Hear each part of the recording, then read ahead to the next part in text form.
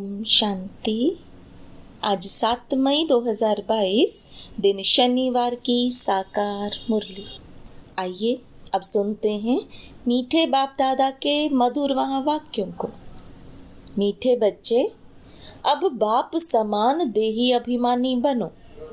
बाप की यही चाहना है कि बच्चे मेरे समान बन मेरे साथ घर में चलें। प्रश्न: तुम बच्चे किस बात का वंडर देखते बाप की शुक्रिया गाते हो? उत्तर: तुम वंडर देखते बाबा कैसे अपनी फर्ज अदाई निभा रहे हैं, अपने बच्चों को राजयोग सिखलाए लायक बना रहे हैं। तुम बच्चे अंदर ही अंदर ऐसे मीठे बाबा की शुक्रिया गाते हो। बाबा कहते यह शुक्रिया शब्द भी भक्ति मार्ग का है। बच्चों का तो अधिकार होता है, इसमें शुक्रिया की भी क्या बात। ड्रामा अनुसार बाप को वर्षा देना ही है। गीत: जिसका साथी है भगवान, उसको क्या रोकेगा आंधी और तूफान। ओम शांति। यह गीत है बच्चों के लिए।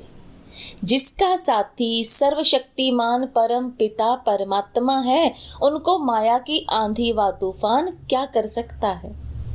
वह आंधी नहीं, माया के तूफान आत्मा की ज्योति को बुझा देते हैं। अब जगाने वाला साथी मिला है तो माया क्या कर सकती है। नाम ही रखा जाता है महावीर, माया रावण पर विजय पाने वाले। कैसे विजय पानी है? सो तो बच्चे सामने बैठे हैं, बाप दादा बैठे हैं। दादे और बाप को पिता और पितामह कहते हैं, तो हो गए बाप दादा। बच्चे जानते हैं कि रूहानी बाप हमारे सामने बैठे हैं। रूहानी बाप रूहों से ही बात करेंगे। आत्मा ही ऑर्गन्स द्वारा सुनती है, बोलती है। तुम बच्चों को देह अभिमानी होने की आदत पड़ गई है। आधा कल्प देह अभिमान में रहते हो। एक शरीर छोड़ दूसरा शरीर लिया। शरीर पर नाम पड़ता है। कोई कहेगा मैं परमानंद हूँ, कोई का नाम क्या, कोई का क्या। बाबा कहते हैं मैं सदैव देही अभिमानी हूँ। मुझे कभी देह नहीं मिलती तो मुझे कभी देह अभिमान नहीं हो सकता। यह देह तो इस दादा की है। मैं सदैव देही अभिमानी हूँ। तुम बच्चों को भी आप समान बनाना चाहता हूँ, क्योंकि अब तुमको मेरे पास आना है। देह अभिमान छोड़ना है, टाइम लगता है।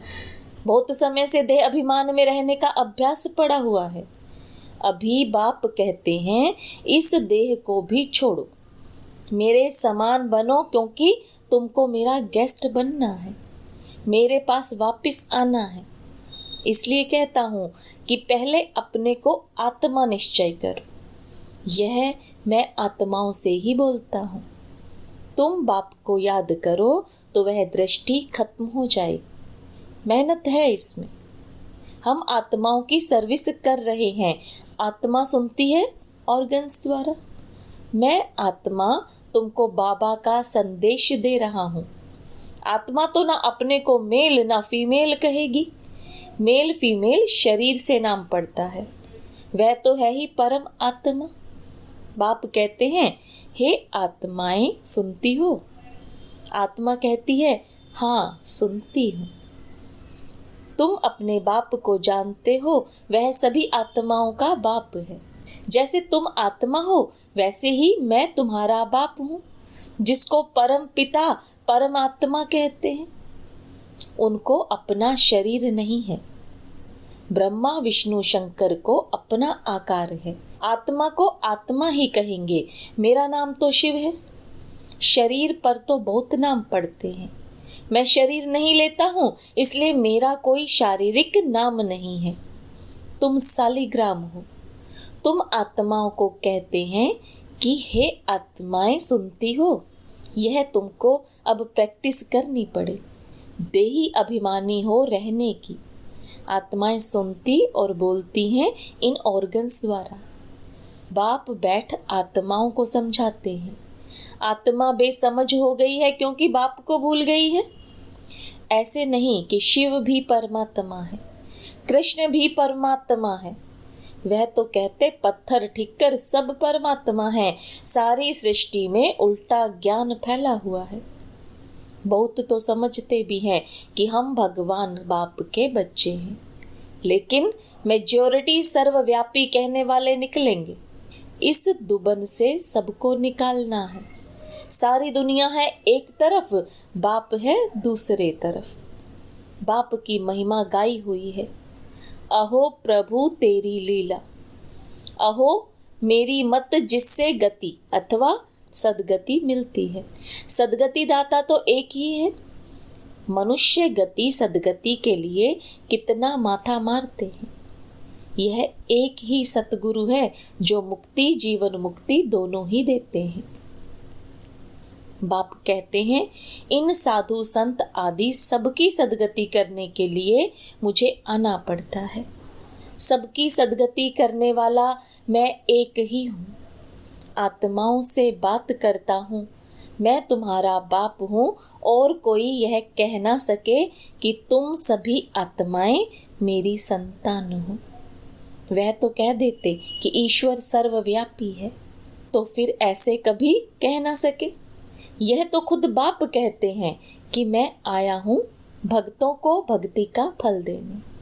गायन भी है, भक्तों का रखवाला भगवान एक है। सभी भक्त हैं तो जरूर भगवान अलग चीज है। भक्त ही अगर भगवान हो तो उन्हें भगवान को याद करने की दरकार नहीं। अपनी अपनी भाषा में परमात्मा को कोई क्या कहते, कोई क्या, लेकिन यथार्थ नाम है ही शिव। कोई किसी की ग्लानि करते हैं व डिफेम करते हैं तो उन पर केस करते हैं, परंतु यह है ड्रामा, इसमें कोई की बात नहीं चल सकती। बाप जानते हैं कि तुम दुखी हुए हो, फिर भी यह होगा। गीता शास्त्र आदि फिर भी वही निकलेंगे, परंतु सिर्फ गीता आदि पढ़ने से तो कोई समझ ना सके। यहाँ तो समर्थ चाहिए। शास्त्र सुनाने वाले किसी के लिए कहें कि मेरे साथ योग लगाने से हे बच्चे तुम्हारे विकर्म विनाश हो जाएंगे, यह कह ना सके। वे तो सिर्फ गीता पुस्तक पढ़कर सुनाते हैं। अभी तुम अनुभवी हो, जानते हो कि हम 84 के चक्र में कैसे आते हैं। ड्रामा में हर एक बात अपने समय पर होती है। यह बाप बच्चों से आत्माओं से बात करते हैं कि तुम भी ऐसे सीखो कि हम आत्मा से बात करते हैं। हमारी आत्मा इस मुख से बोलती है, तुम्हारी आत्मा इन कानों से सुनती है। मैं बाप का पैगाम देता हूँ, मैं आत्मा हूँ। यह समझाना कितना सहज है।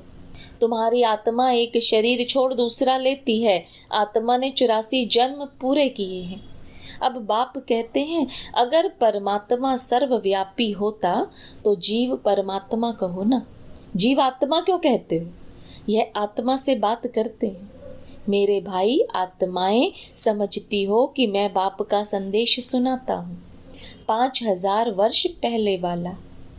बाप कहते हैं मुझे याद करो, यह दुख धाम है, सतयुग है सुख धाम। हे आत्माएं, तुम सुख धाम में थी ना? तुमने 84 का चक्र लगाया है। सतो प्रधान से सतो रजो तमो में जरूर आना है। अब फिर चलो वापिस श्री कृष्णपुरी में। चलकर क्या बनने चाहते हो? महाराजा महारानी बनेंगे व दास दासी। ऐसे ऐसे आत्माओं से बात करनी चाहिए, उमंग होना चाहिए। ऐसे नहीं कि मैं परमात्मा हूँ। परमात्मा तो है ही ज्ञान का सागर, वह कभी अज्ञान का सागर बनता नहीं। ज्ञान और अज्ञान के सागर हम बनते हैं। बाप से ज्ञान लेकर मास्टर सागर बनते हैं। वास्तव में सागर एक ही बाप है, बाकी सब नदियां हैं। फर्क है ना। आत्मा को समझाया तब जाता है जबकि आत्मा बेसमझ है। स्वर्ग में थोड़े ही किसी को समझाते हैं। यहाँ सब बेसमझ पतित और दुखी हैं। गरीब लोग ही यह ज्ञान आराम से बैठ सुनेंगे। साहूकारों को तो अपना नशा रहता है, उन्हों में तो कोई बिरला निकलेगा। जनक राजा ने सब दे दिया ना, यहाँ सब जनक हैं, जीवन मुक्ति के लिए ज्ञान ले रहे हैं। तो यह पक्का करना पड़े कि हम आत्मा हैं। बाबा, हम आपकी कितनी शुक्रिया माने। ड्रामा अनुसार आपको वर्षा तो देना ही है, हमको आपका बच्चा बनना ही है, इसमें शुक्रिया क्या करें। हमको आपका वारिस तो बनना ही है, इसमें शुक्रिया की बात क्या है। बाप खुद आकर समझाए लायक बनाते हैं, भक्ति मार्ग में महिमा करते हैं, शुक्रिया शब्द निकल पड़ता है। बाप को तो अपनी फर्ज अदाई करनी ही है, आकर फिर से स्वर्ग में चलने का रास्ता बताते हैं। ड्रामा अनुसार बाबा को आकर राजयोग सिखलाना है, वर्षा देना है। फिर जो जितना पुरुषार्थ करेंगे उस अनुसार स्वर्ग में जाएंगे। ऐसे नहीं कि बाबा भेज देंगे, ऑटोमेटिकली जितना पुरुषार्थ करेंगे उस अनुसार स्वर्ग में आ जाएंगे। बाकी इसमें शुक्रिया की कोई बात है नहीं। अब हम वंडर खाते हैं कि बाबा ने क्या खेल दिखाया है। आगे तो हम जानते नहीं थे, अब जाना है। क्या बाबा हम फिर से ये ज्ञान भूल जाएंगे? हाँ बच्चे, हमारी और तुम्हारी बुद्धि से ज्ञान प्राय लोप हो जाएगा। फिर समय पर इमर्ज होगा। जब ज्ञान देने का समय होगा, अभी तो हम निर्वाण धाम चले जाएंगे। फिर भक्ति मार्ग में मैं पाठ बजाता हूँ, आत्मा में ऑटोमेटिकली वह संस्कार आ जाते हैं। मैं कल्प के बाद भी इस ही शरीर में आऊँगा, यह बुद्धि में रहता है। परंतु फिर भी तुमको तो देही अभिमानी रहना है, नहीं तो देह अभिमानी बन पड़ते हैं। मुख्य बात तो यह है, बाप और वर्षे को याद करो। कल्प कल्प तुम वर्षा पाते हो पुरुषार्थ अनुसार। कितना सहज कर समझाते हैं। बाकी इस मंजिल पर चलने में गुप्त मेहनत है। आत्मा पहले पहले आती है तो पुण्य आत्मा सतो प्रधान है, फिर उसको पाप आत्मा तमो प्रधान जरूर बनना है।